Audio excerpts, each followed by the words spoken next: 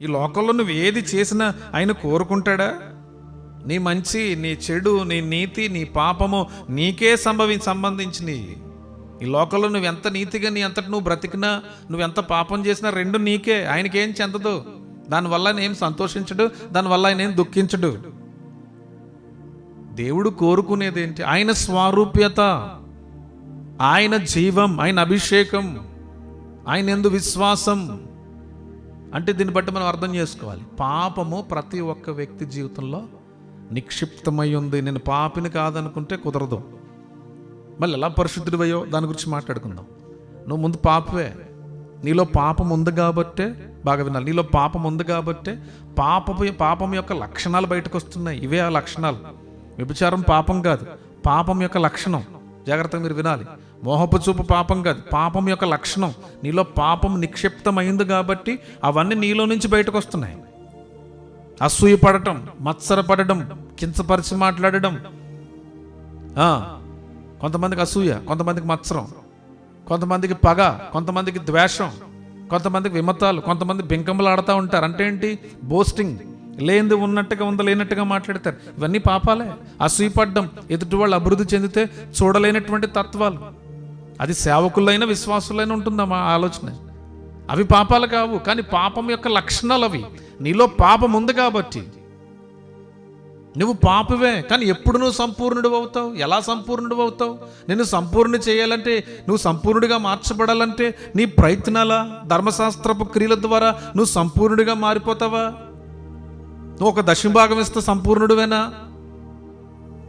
ఆదివారం ఆరాధనలో పాల్గొంటే నీకు సంపూర్ణత వచ్చేసింది. ఒక ఆదివారం పాల్గొంటే, ఒక మంచి ప్రసంగం చెప్పేస్తే నేను సంపూర్ణ. నీకు ఒక విషయం చెప్పాలి. దావీదు ఏం మాట్లాడతాడు? బెత్షెబా విషయంలో ఆయన పాపం చేసినప్పుడు ఆయన రెండు తప్పులు చేస్తాడు. ఒకటి, భయంకరమైనటువంటి వ్యభిచారం చేశాడు. తర్వాత తన భర్త అయినటువంటి యూరియాను కూడా చంపించేశాడు. నరహత్య, వ్యభిచారం. ఏం తెలియదు, ఎవరు చూడలేదు అనుకున్నాడు.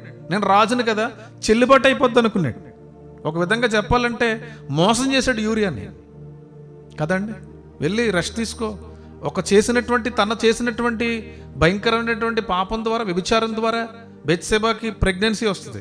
అది కూడా యూరియా మీదకి నెట్టడానికి ట్రై చేశాడు. దేవుడు దాన్ని చూస్తూ ఊరుకున్నాడే. నాతాను ప్రవక్తను పంపించి హెచ్చరించాడు, నువ్వు చేసిన తప్పు దావీదా, నువ్వు రాజువైనా కానీ దేవుడు నిన్ను పరిగణలోకి తీసుకుంటున్నాడు, జాగ్రత్త అని చెప్పినప్పుడు వెంటనే దావీదు ఏమని మాట్లాడతాడు తెలుసా? నేను పాపములోనే పుట్టాను, పాపములోనే జీవించాను, పాపముతోనే నా తల్లి నన్ను కన్నది. అంటే ఏంటి? తను ఒప్పుకుంటుంది, వ్యభిచారం చేశాను, అబద్ధమాడాను, నరహత్య చేశాను అన్నట్లే డైరెక్ట్ నేను పాపినే అని ఒప్పుకుంటున్నాడు. చాలామంది ఏమైపోయారంటే, నేను పలానా వాళ్ళని తిట్టేశాను ప్రభు క్షమించు, వ్యభిచారం చేశాను ప్రభు క్షమించు, మొహపు చూపులు చూస్తాను క్షమించు. నువ్వు వాటి కొరకు క్షమాపణ కాదు నువ్వు అడగవలసిన, అసలు నువ్వు పాపివే. నువ్వు పాపంలోనే పుట్టావు, పాపమే నా మీద ఉంది, నేను పాపంలోనే జన్మించినటువంటి వ్యక్తినని నువ్వు గ్రహించుకోవాలి. ఆ పాపము నుండి పరిపూర్ణమైనటువంటి విమోచన, ఆ పాపము నుండి నిన్ను బలహీనపరుస్తున్నటువంటి ఆ పాపము, నిన్ను మృత్యు వైపు నడిపిస్తున్నటువంటి పాపము నుండి నేను జీవంలోకి రావాలంటే అది ఎవరి వల్ల సాధ్యమవుతుందో కూడా నువ్వు తెలుసుకోవాలి. అదే కదా మేము ప్రకటించేది. నెంబర్ 1, నువ్వు ఎవరన్నా కాదన్నా నువ్వు పాపే, నేనైనా పాపనే.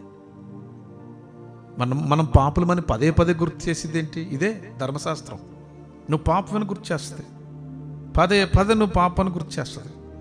అందుకనే ధర్మశాస్త్రపు క్రియల ద్వారా ఏ ఒక్కడు పరిశుద్ధుడు కాదు. ఒకళ్ళ క్రియల మూలముగా ఆత్మీయులుగా స్థిరపరచబడడం అనేది అసాధ్యం. నీ క్రియలను బట్టి కాదు నువ్వు పరిశుద్ధంగా మారేది. ఎవరి వల్ల మరి, ఎలా మన జీవితంలో ఆ పరిశుద్ధత వస్తుంది? చూద్దాం ఒకసారి. ఇదే రోమిలకు రాసినటువంటి పత్రిక 7వ అధ్యాయము 9వ వాక్యం. ఒకప్పుడు నేను ధర్మశాస్త్రము లేకుండా జీవించుచుంటిని, ఆజ్ఞ వచ్చినప్పుడు పాపమునకు మరలా జీవం వచ్చును, నేనైతే చనిపోయితిని. అప్పుడు జీవార్థమైన ఆజ్ఞ నాకు మరణమైనట్టు నాకు కనబడెను. ఏలైనగా పాపము ఆజ్ఞను హేతువు చేసుకుని నన్ను మోసపుచ్చి దాని చేత నన్ను చంపెను. కాబట్టి ధర్మశాస్త్రము పరిశుద్ధమైనది, ఆజ్ఞ కూడా పరిశుద్ధమైనదియు నీతిగలదియు ఉత్తమమై ఉన్నది. ఉత్తమమైనది నాకు మరణకరమైన అట్లా అనరాదు. అయితే పాపం ఉత్తమైన దాని మూలముగా నాకు మరణము కలగజేయచ్చు. పాపమైనట్టు అగపడే నిమిత్తం అనగా పాపం ఆజ్ఞ మూలముగా అత్యధిక పాపము నిమిత్తం అది నాకు మరణకరమైన. 14 వచనం అంటున్నాడు చూడండి, ఈ రోమిలకు రాసినటువంటి పత్రిక 7:14 ధర్మశాస్త్రం ఆత్మ సంబంధమైనది ఎరుగుదుము, అయితే నేను పాపమునకు అమ్మబడి శరీర సంబంధమై ఉన్నాను. అన్నీ కూడా నాకు మంచిగా చెప్పింది, కానీ ఇది జీవాన్ని ఇవ్వలేదు. నాకు జీవాన్ని ఇవ్వలేదు. నాకు జీవాన్ని ఇచ్చింది ఎవరు? ఇప్పుడు నన్ను రక్షించింది ఎవరని చెప్తున్నప్పుడు ఈ నన్ను శిక్షలోకే నడిపించింది తప్ప, నన్ను మరణం వైపు నడిపించింది తప్ప, నా దోషాన్ని పదే నాకు జ్ఞాపకం చేసింది తప్ప నాకు ఎవరిచ్చారు జీవం అని చూస్తే, ఇదే రోమిలకు రాసినటువంటి పత్రికలో 8వ అధ్యాయంలో 1వ వచనంలో అంటాడు చూడండి, క్రీస్తు యేసునందున్నటువంటి వారికి ఏ శిక్ష విధియు లేదు. నీ జీవితంలో ధర్మశాస్త్రము నుండి వచ్చినటువంటి శిక్ష, ధర్మశాస్త్రం శిక్షణ తెచ్చిందండి. అదే చెప్తున్నాడు కదా, ఇదేమన్నాడు చూడండి అక్కడ 13వ వచనంలో, ఉత్తమమైనది నాకు మరణకరమైన అట్లా అనరాదు. అయితే పాపము ఉత్తమమైన దాన్ని మూలముగా నాకు మరణం కలగజేయచ్చు. పాపమైనట్టు అగపడే నిమిత్తం అనగా పాపము ఆజ్ఞ మూలము అత్యధికమగు పాపము నిమిత్తం అది నాకు మరణకరమాయను. ధర్మశాస్త్రం నాకు ఏం చేసింది? మరణాన్ని తీసుకొచ్చింది, శిక్షణ తీసుకొచ్చింది. బాగా వినాలండి, శిక్షణ తీసుకొచ్చింది. నాకు పరిపూర్ణమైనటువంటి విమోచనను కలగచేయలేదు, పరిపూర్ణమైనటువంటి రక్షణను కలగచేయలేదు. ఇంకా నన్ను గద్దిస్తుంది పాపము నువ్వని, ఇంకా నన్ను అన్ని విధాలకు హెచ్చరిస్తుంది నువ్వు పాపమని. కొంతమంది నిలబడి మాట్లాడుతూ ఉంటారు, చర్చికి రాలేదా నీకు శాపం, ప్రార్థన చేసుకోకపోతే శాపం, బైబిల్ చదవకపోతే శాపం. ఏంటండి ఇవన్నీ? అసలు ఇవన్నీ చెప్పాడా దేవుడు? మళ్ళీ అంటున్నారు కొంతమంది, ఇలా చెప్పకండి విశ్వాసులు పాడైపోతారు. ఎవ్వరు పాడవరు. ముందు వాళ్ళని ఎట్లా నడిపించాలి, వాళ్ళు ఉన్నటువంటి విషయాలు ఏంటి, ఎక్కడ బలహీనమైపోతున్నారు, ఎక్కడ వాళ్ళు దిగజారిపోతున్నారు ఆత్మీయతలో. ఆత్మీయత అంటే ఒక ఆదివారం ప్రదర్శిస్తే సరిపోతుందా? ఒక 3 రోజుల కూడికలో, లేకపోతే 2 రోజుల కూడికలో, ఒక 50 రోజుల ఉపవాస ప్రార్థనలో ప్రదర్శిస్తే ఆత్మీయులు అయిపోతామా? ఒక దెయ్యాలను వెళ్ళగొడితే ఆత్మీయులు అయిపోతామా? ఆత్మీయంగా ఆరాధన చేస్తే ఆత్మీయులు అయిపోతామా? మళ్ళీ మొదటికి వెళ్తున్నాం. నువ్వు ఎక్కడున్నా ఒకే రీతిగా నీ ఆత్మీయతను స్థిరపరచబడాలంటే నా శిక్ష ప్రభు కొట్టేశాడని నమ్మాలి. శిలువ బలియాగము ద్వారా ఆయన నన్ను నూతనపరచడని నమ్మాలి. తన రక్తంతో నన్ను కడిగి నన్ను నూతనపరచడని నువ్వు నమ్మాలి. అప్పుడే నీ జీవితంలో వాగ్దానానికి దగ్గరగా నువ్వు చేరతావు. 430 సంవత్సరాల క్రితం వాగ్దానం వచ్చిన తర్వాత ధర్మశాస్త్రం వచ్చింది, అదే పవర్ఫుల్గా మారింది. వాగ్దానాన్ని మర్చిపోతున్నారు. ఈ పాపం ఏం చేస్తుందంటే మన యొక్క మనోనేత్రాలకి గుడ్డితనాన్ని కలగజేసి వాగ్దానాల వైపు చూడనివ్వదు. వాగ్దానం మీద మన మనసును మనస్కరించకుండా మన యొక్క ఆత్మీయ జీవితంలో భయంకరమైనటువంటి పరిస్థితులు కలగజేస్తుంది. ప్రియమైన దేవుని బిడ్డలారా, అర్థమవుతున్న హల్లు చెప్తారా? దేవునికి స్తోత్రం. ఈరోజు నిన్ను బంధిస్తుంది ఏంటి? ఇక్కడ మనం చదివాం, అది మాకు మరణకరమైందా? ఈ యొక్క 7వ అధ్యాయం రోమిలకు రాసినటువంటి పత్రిక 7వ వాక్యం నుంచి 14వ వచనం వరకు మీరు చూడండి. ధర్మశాస్త్రం గురించి మాట్లాడుతాడు. ధర్మశాస్త్రము జీవమే, ధర్మశాస్త్రం ఉత్తమమైనదే, కానీ నాకు మరణకరమైనదిగా మారింది. నాకు మరణాన్ని తీసుకుని వచ్చింది, నా జీవితంలో జీవాన్ని కోల్పోయే విధంగా నన్ను నడిపించింది. అయితే పాపం ఉత్తమమైన దాన్ని మూలముగా నాకు మరణమును కలగజేస్తుంది. పాపము ఉత్తమమైనటువంటి దాన్ని అనగా ధర్మశాస్త్రాన్ని ఆధారం చేసుకుని నాకేం చేస్తుంది? అది నాకు మరణాన్ని కలగజేస్తుంది, అనగా నరకం వైపు నడుపుతుంది, 2వ మరణం వైపు నడుపుతుంది నన్ను. ఈ అతిశయాలు పోవాలి ఫస్ట్ మన జీవితంలో. పరిశీలాత్మలు ప్రభు పరిశీల గురించి ఏం మాట్లాడారు? వాళ్ళు సున్నం కొట్టిన సమాధులు అన్నాడు. చాలా బాగా కనబడతారు, పరిశుద్ధంగా ఆత్మీయంగా కనబడతారు. వాళ్ళ అంతరంగం మంచిది కాదు, వాళ్ళ ఉద్దేశాలు మంచివి కావు, వారి ఆలోచనలు మంచివి కావు. ప్రభువారు ఏం చెప్తారు? చిటికి నేలతో మీరు రాయెత్తరు, కానీ అనేక మంది ప్రజల మీద మీరు ఏం చేస్తారు? భారాలు వేస్తారు. వ్యభిచారం చేయొద్దంటారు, మీరే వ్యభిచారం చేస్తారు. దొంగలించొద్దంటారు, మీరే దొంగలిస్తారు. అబద్ధాలు ఆడొద్దంటారు, మీరే అబద్ధాలు ఆడతారు. ఇవన్నీ ఏంటి మరి? అందరికీ బోధించే స్థితిలోనే మీరు ఉంటారు, కానీ ఆ బోధించిన దాని ప్రకారంగా మీరు జీవించరు. కారణం ఏంటి? ధర్మశాస్త్రం ఏం చేస్తుందంటే నువ్వని చూపిస్తుంది తప్ప మన వైపు చూపించదు. ఎదుటి వ్యక్తిని చూపిస్తావు, నువ్వు ఇలాగా వాళ్ళలాగా అని తీర్మానం చేస్తూ ఉంటాం. అందుకనే పౌలు భక్తుడు అంటాడు, నీలో అన్ని విధాలుగా కూడా శారీరకమైనటువంటి క్రియలు నివసించడానికి ప్రధానమైనటువంటి కారణం నువ్వు ధర్మశాస్త్రాన్ని ఆధారం చేసుకుని బ్రతుకుతున్నావు. అయిపోయింది, ఆదివారం చర్చ అయిపోయింది కదా, కానుకేసేసాం, ఇంకేంటి అస్తమాటికి ఎందుకని ప్రార్థన? మాకు ఒకసారి చేశారు కదా, అస్తమాటికి ప్రార్థనేనా, అస్తమాటికి సహవాసమేనా? ఇంక పదే ఇంక పని పాట ఏం లేదా? ఆదివారం కదా మనం వెళ్ళేది, శుక్రవారం ప్రార్థనకి వెళ్తున్నాం కదా. ఇవన్నీ ఏంటి? జస్ట్ శుక్రవారం అనేది వాళ్ళ జీవితంలో ఒక వర్క్, ఆదివారం ఆరాధనలో కూర్చోవడం అనేది ఒక పని, అంతే. అంటే ఆత్మీయంగా ఎదుగుదాం, ఆత్మీయమైనటువంటి విషయాలు నేర్చుకుందాం, ఈరోజు దేవుని కృపను నేను తెలుసుకోవాలి కదా అనే విధానాలు చాలామంది జీవితాల్లో కనబడడం అనేది నిజంగా కొంచెం విచారించవలసినటువంటి విషయం. ఇదే రోమిలికి రాసినటువంటి పత్రికలో 8వ అధ్యాయం 1వ వచనం నుంచి చదువుతున్నా. కాబట్టి ఇప్పుడు క్రీస్తు యేసునందున్నటువంటి వారికి ఏ శిక్ష విధియు లేదు. ఎలా తప్పింపబడ్డాను చూడండి, ఏమంటాడు చూడండి. రోమిలికి రాసినటువంటి పత్రికలో 7వ అధ్యాయంలో 24వ వచనం నుంచి చదువుతున్నా. 23వ వచనం, వేరొక నియమము నా వయములో ఉన్నట్టు నాకు కనబడుచున్నది, అది నా మనస్సులో ఉన్నట్టు నాకు కనబడుచున్నది, అది నా మనసునున్న ధర్మశాస్త్రముతో పోరాడుచు నవయములోనున్న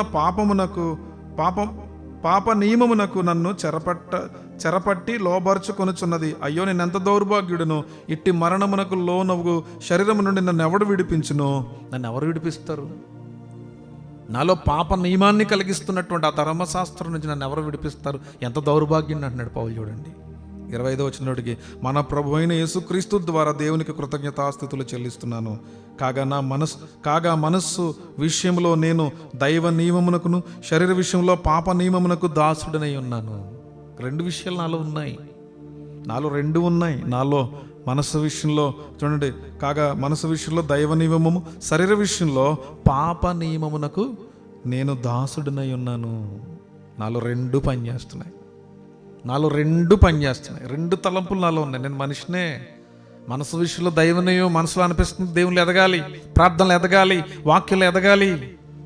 శరీరం మాత్రం నన్ను చాలా ఇబ్బంది పెడుతుంది, పాప నియమం వైపు నడుపుతుంది. దీనికి ఎలాగా నేను ప్రభు వైపు ఎలా తిరగాలంటే, కాబట్టి అంటున్నాడు ఇక్కడ 8వ అధ్యాయం వచ్చేసరికి రోమిలికి రాసినటువంటి పత్రికలో మొదటి వాక్యం అంటున్నాడు,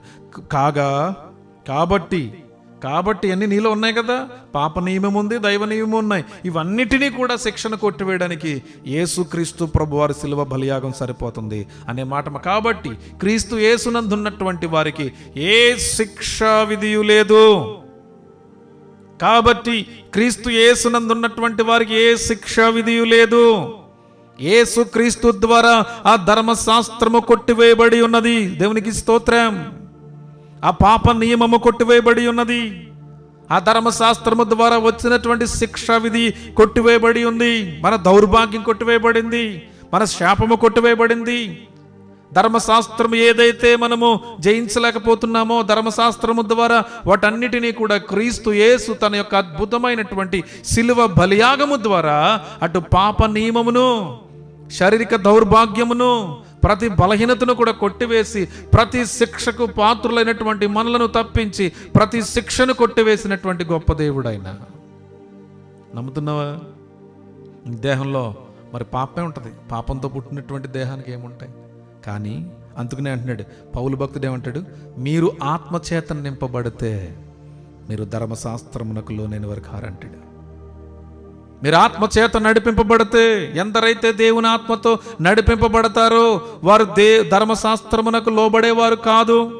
అందుకనే పరిశుద్ధాత్మను పొందాలా. కొంతమంది కృపను, పరిశుద్ధాత్మను, నీతిని వేరు చేసి ప్రకటిస్తున్నారు. ఓకే, కృపను కృపగా ప్రకటిస్తున్నారు, కానీ పరిశుద్ధాత్మకు వేరుగా ఉండి మనం ఏం చేయలేము. మనం జయించలేం కాబట్టి పరిశుద్ధాత్మను మనకు దేవుడు ఇచ్చాడు. ఆ పరిశుద్ధాత్మ సహాయంతో ఏం చేస్తాం? ధర్మశాస్త్రపు విధులన్నిటినీ కూడా మనం ఏం చేస్తాం? జయిస్తాం. ధర్మశాస్త్రానికి మనం బయటపడాలంటే ఖచ్చితంగా దేవుని ఆత్మను పొందాలండి. నేను రక్షింపబడిపోయినంటే కుదరదు, నేను మారు మనసు పొందానంటే కుదరదు. ఆ వాక్యాన్ని పట్టుకుని నాకు అన్ని కంఠస్థ వాక్యాలు తెలుస్తాయి. కొంతమంది చూడండి, ఒక వచనం చెప్పుకొని టక వాక్యాలు చెప్తారు. ఏం ఉపయోగం? నీ శిక్ష కొట్టువేయబడిందని నువ్వు నమ్ముతున్నావా? నేను ఎంత దౌర్భాగ్యుడిని అంటాడు. చూడండి ఏమన్నాడు చూడు, నేను ఎంత దౌర్భాగ్యుడిని, ధర్మశాస్త్రముతో పోరాడచ్చు పాప నియమమునకు చెరపట్టుబడి, అయ్యో నేను ఎంత దౌర్భాగ్యుడిని, ఇట్ట మరణము నాకు లోనైనట్టు శరీరం నుండి నన్ను ఎవరు విడిపిస్తారు? ఈ శారీరక పాప నియమాల నుండి నన్ను ఎవరు విడిపిస్తారు? కానీ దేవునికి స్తోత్రం అని చెప్పి, యేసుక్రీస్తు ప్రభు వారి కృతజ్ఞతాస్తుతులు కలిగి ఉన్నాను అని చెప్పి, శరీర విషయంలో పాపని చూడండి, రెండు డిసైడ్మెంట్ అయిపోయాడు. నా శరీరంలో పాపమే ఉంది, కానీ మనసు విషయంలో అంటున్నాడు, మనసులో ఏమంటాడు, దైవ నియమాన్ని కలిగి ఉన్నాను, శరీరంలో పాప నియమాన్ని కలిగి ఉన్నాను, రెండిటికి దాసుడినై ఉన్నాను. ఇప్పుడు ఎలా? అప్పుడు ప్రభు అక్కడ అంటున్నాడు, కిందకు వచ్చినాడు, కాబట్టి ఇదంతా నాలో ఉంది కాబట్టి క్రీస్తు యేసునందున్నటువంటి వారికి ఏ శిక్ష విధియు లేదు. కొరింథీ సంఘంతో పౌలు ఏమంటాడు తెలుసా? కొరింథీ సంఘంతో, క్రీస్తు యేసునందున్న వారు నూతన సృష్టి, ఇదిగో పాతవి కొత్తవాయి అని అంటాడు. నువ్వు కొత్తగా మార్చబడాలి. నిన్ను పాత వైపే, మళ్ళీ నిన్ను పులిసిపోయిన పిండి వైపే నడుపుతుంది ధర్మశాస్త్రం. మళ్ళీ నిన్ను పాత గుడ్డకు, నిన్ను మా పాత గుడ్డకు కొత్త గుడ్డ మాసికమేమని చెప్తుంది. పాత ద్రాక్షరసపు తిత్తుల్లో కొత్త ద్రాక్షరసం పోయమంటుంది. మళ్ళీ పాత్రలు శుభ్రపరచబడడంలే, పైకి మాత్రం అంత వాక్యం లోపలికి వెళ్తుంది, కానీ నీ అంతరంగం క్రీస్తు ద్వారా శుద్ధీకరించబడడంలే, నీ అంతరంగం నూతన పరచబడడం లేదు. ఈరోజు సంఘాల్లో కూడా జరిగింది, పాత గుడ్డకి కొత్త గుడ్డ మాసికేస్తాం.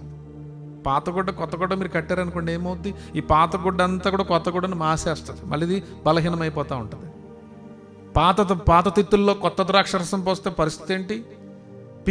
పగిలిపోతాయి పాత్రలు. ప్రియులరా, నువ్వు నీ జీవితంలో ఏదైతే పాత ద్రాక్షరసము సాదృశ్యంగా, పాత పాత్రకు అనగా ధర్మశాస్త్రానికి సాదృశ్యంగా ఉన్నటువంటి స్థితులన్నీ నీలో ఉన్నట్లయితే వాటన్నిటినీ శుభ్రపరచుకో. క్రీస్తు యేసు దగ్గరికి రా, నీ దౌర్భాగ్యాన్ని ప్రభు దగ్గర తెలియచేయి. ఇటు నీ దేహము పాప నియమము, ఇటు మనసు దైవ నియమములో మధ్యగా నీ దాసుడు అయినట్లయితే నువ్వు గ్రహించుకో. అందుకనే అంటున్నాడు రోమీలకు రాసినటువంటి పత్రిక 8వ అధ్యాయం 2వ వాక్యం అంటాడు, క్రీస్తు యేసునందు జీవమునిచ్చు ఆత్మ యొక్క నియమము పాప మరణముల నియమము నుండి నన్ను విడిపించను. ఎట్లనగా ధర్మశాస్త్రము దేన్ని చేయలేకపోయినో దాన్ని దేవుడు చేశాడు. ఆమె చెప్పాలి, నాకు విడుదల వచ్చింది, నా పాప నియమానికి విడుదల వచ్చింది. దేవుని యొక్క జీవమునిచ్చు ఆత్మ, క్రీస్తు యేసునందు జీవమునిచ్చు ఆత్మ యొక్క నియమము పాప మరణముల నియమముల నుండి నన్ను విడిపించింది. ఎట్లనగా ధర్మశాస్త్రం ఏదైతే చేయలేకపోయిందో దేవుడు దానిని చేసి చూపించడం. ఆమె చెప్పాలి. అందుకనే రోమిలకు రాసినటువంటి పత్రికలో 10వ అధ్యాయంలో ఓ చక్కని మాట మాట్లాడుతున్నటువంటి, రోమిలకు రాసినటువంటి పత్రిక 10వ అధ్యాయం 4వ వాక్యంలో, విశ్వసించు ప్రతి వానికి నీతి కలుగుటకై క్రీస్తు ధర్మశాస్త్రమునకు సమాప్తి అయి ఉన్నాడు. దేవునికి స్తోత్రం. విశ్వసించు ప్రతి వానికి కూడా నీతి కలుగుటానికి క్రీస్తు ధర్మశాస్త్రానికి సమాప్తి అయి ఉన్నాడు. నువ్వు క్రీస్తునందు విశ్వాసం అంటే ఇంకా ధర్మశాస్త్రపు క్రియలే. నేను ప్రార్థన చేసుకుంటున్నానండి, మనిషి యొక్క ఉపదేశాలు దైవోపదేశాలుగా ఉంటున్నాయంట, వాటిని గొప్పగా ఎంచుకుంటున్నావంట, అవి నిన్ను నీతికి మారుస్తాయా? విశ్వసించు ప్రతి వానికి నీతి కలుగుటకై నువ్వు నమ్మాలి క్రీస్తు ధర్మశాస్త్రానికి సమాప్తని. ఇంకా నీ జీవితంలో కండమ్నేషన్, నువ్వు గద్దించుకుంటూ ఉంటావు, నేను వేస్ట్, నేను ఉపయోగం లేని వ్యక్తిని, నా జీవితం ఇంతే, ఇంటి మీద ఒంటరి పిచ్చుకున్నాను, నువ్వెందుకు ఒంటరుడయ్యో, నువ్వెందుకు ఒంటరుడు అనుకుంటున్నావు, నా వల్ల ఏమీ కావడం లేదు, అయ్యో నేను ఇది సాధించలేను, నా సంఘంలో ఇంకా అభివృద్ధి అవ్వడం లేదు. ఆయనకి ఆల్రెడీ ఒక 50 మంది 100 మంది సంఘం ఉంటారు, ఆయన తృప్తి ఉండదు ఆయనకి. ఇంకా నేను బలహీనుడినే. నువ్వు బలహీనుడివే కాదని ఆయనకి తెలియదు. నువ్వు చెప్పాలా, ప్రత్యేకించి నువ్వు చెప్పాలా, నేను చెప్పాలా? నీ జీవితంలో నీతి కలగడానికి, విశ్వసించువానికి నీతి కలుగుటకై క్రీస్తు ధర్మశాస్త్రమునకు సమాప్తి అయి ఉన్నాడని పరిశుద్ధాత్మ దేవుడు మాట్లాడుతున్నాడు. క్రీస్తు యేసు జీవమునిచ్చు ఆత్మ యొక్క నియమము ఏం చేసిందంట? పాప మరణముల నియమము నుండి నన్ను విడిపించింది. దేవుని ఆత్మ నియమాలు అనగా పరిశుద్ధాత్మ నడిపింపు, ఏదైతే ఆయన వాక్యమును విడుదల చేశాడో, ఏదైతే ధర్మశాస్త్రం చేయలేకపోయిందో అది దేవుడు చేసి చూపించాడు. ఇదే రోమిలకు రాసినటువంటి పత్రిక 8వ అధ్యాయము 3వ వాక్యం చూడగలిగితే, శరీరమును అనుసరింపక ఆత్మను అనుసరించి నడుచుకునడి, మన యందు ధర్మశాస్త్ర సంబంధమైన నీతి విధిని నెరవేర్చబడవలని పాప పరిహారము నిమిత్తము దేవుడు తన సొంత కుమారుని పాప శరీరాకారంతో పంపి ఆయన శరీరమందు మన పాపమునకు శిక్ష విధించాడు. ఆమె చెప్పాలి. మళ్ళీ చదువుతున్నాను, వినండి, చూడండి ఏమంటున్నాడు అక్కడ. ధర్మశాస్త్ర సంబంధమైన నీతి విధిని నెరవేర్చబడాలని పాప పరిహారార్థము నిమిత్తము దేవుడు తన సొంత కుమారుణ్ణి తన పాప శరీరాకారముతో పంపి తన శరీరమందు మన పాపమునకు శిక్ష విధించాడు. మన పాపమునకు శిక్ష యేసుక్రీస్తు ప్రభువారు కలవరిలో పొందారు. ఆమేన్ చెప్పాలి. ఇది నమ్మితే నువ్వు పరిశుద్ధుడివి. ఇది నమ్మకుండా, ఇది విశ్వసించకుండా నీ భారాన్ని నువ్వే మోసుకుంటూ, నాకు ధర్మశాస్త్రం ఉంది కదా, నేను కానుకలు వేస్తున్నాను కదా, నేను 7 వారాల ప్రార్థన పెట్టుకున్నా, 3 వారాల ప్రార్థన పెట్టుకోవద్దని నేను అన్నాను. కానీ అవి పెట్టుకుంటేనే నీతిని మంత్రులను నువ్వు అనుకోకు. నీ క్రియలను బట్టి ఎప్పటికీ కూడా నువ్వు నీతిమంతుడిగా మార్చబడడం అనేది అసాధ్యం. చూడండి ఒకసారి కావాలంటే ఆ మాట, శరీరమును అనుసరింపక ఆత్మను అనుసరించియే నడుచుకొను మన యందు ధర్మశాస్త్ర సంబంధమైన నీతిని నెరవేర్చబడాలని చెప్పి పాప పరిహారార్థము నిమిత్తము దేవుడు తన సొంత కుమారుణ్ణి పాప శరీరాకారముతో పంపి ఆయన ఆ శరీరమందు మన పాపమునకు శిక్షను విధించాడు. ఆమేన్ చెప్పాలి. ఇప్పుడు దీన్ని బట్టి నువ్వు చెప్పాలి, క్రీస్తు మరలా నీ పాపం కొరకు ఆయన మళ్ళీ ప్రాణం అర్పించాలా? మళ్ళీ నీ కోసం వచ్చేది ప్రాణం అర్పించడానికి వస్తాడు అనుకుంటున్నావా? నేను తీసుకుని వెళ్ళడానికి వస్తున్నాడు ఆయన నిత్యత్వంలోకి.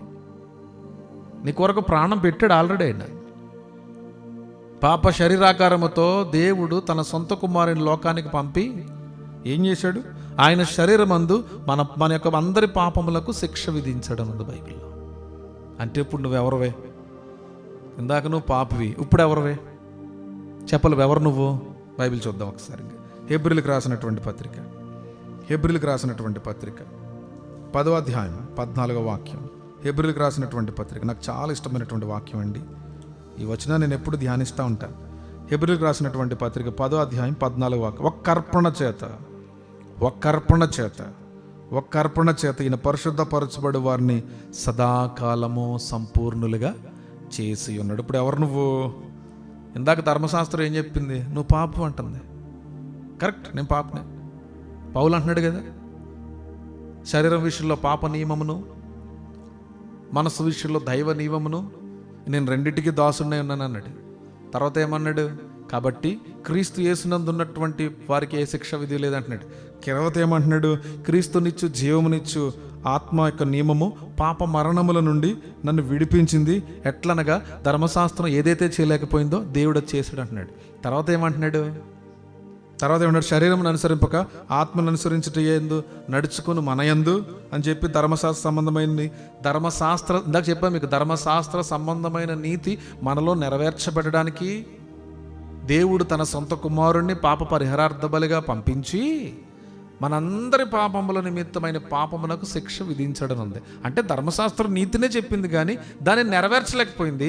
ధర్మశాస్త్ర సంబంధమైనటువంటి నీతి మనలో నెరవేర్చుటకు, మన పాపములను కొట్టివేయటకు పాపమునకు శిక్షగా యేసుక్రీస్తు ప్రభువారు వచ్చి మన శిక్షను భరించారు. అంటే ఇప్పుడు నువ్వెవరు? అదే చెప్తున్నాడు పౌలు ఇక్కడ. హెబ్రీ సంఘానికి అదే చెప్తున్నాడు భక్తుడు.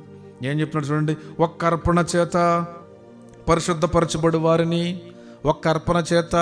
పరిశుద్ధపరచబడు వారిని సంపూర్ణులుగా సదాకాలము ఆయన చేసి ఉన్నాడు. సదాకాలము సంపూర్ణులుగా చేసి ఉన్నాడు. క్రీస్తు యేసునందు ఎవరైతే విశ్వసిస్తారో, ఎవరైతే వారి పాపములన్నిటినీ యేసు క్రీస్తు యొక్క శిలువ బలియాగము ద్వారా నేను విడిపింపబడి ఉన్నానని ఎవరైతే విశ్వసిస్తారో, విశ్వసించు ప్రతి వానికి నీతి కలుగునట్టులో క్రీస్తు ధర్మశాస్త్రమునకు సమాప్తి అయి ఉన్నాడు. ధర్మశాస్త్రము ద్వారా వెల్లడైనటువంటి నీతి మనలో నెరవేర్చబడినట్లుగా, ధర్మశాస్త్ర సంబంధమైన నీతి నియమాలు మనలో నెరవేర్చబడుటకు దేవుడు తన సొంత కుమారుని లోకానికి పంపించి పాప పరిహారార్థము నిమిత్తము మన దోష పాప శిక్షలన్నిటినీ ఆయన మీద వేసి ఒక్క అర్పణ చేత మనలను పరిశుద్ధపరిచి సంపూర్ణులుగా సదాకాలము ఉంచాలని దేవుని యొక్క ఆలోచన. దేవుని నామానికి మహిమ కలుగును గాక.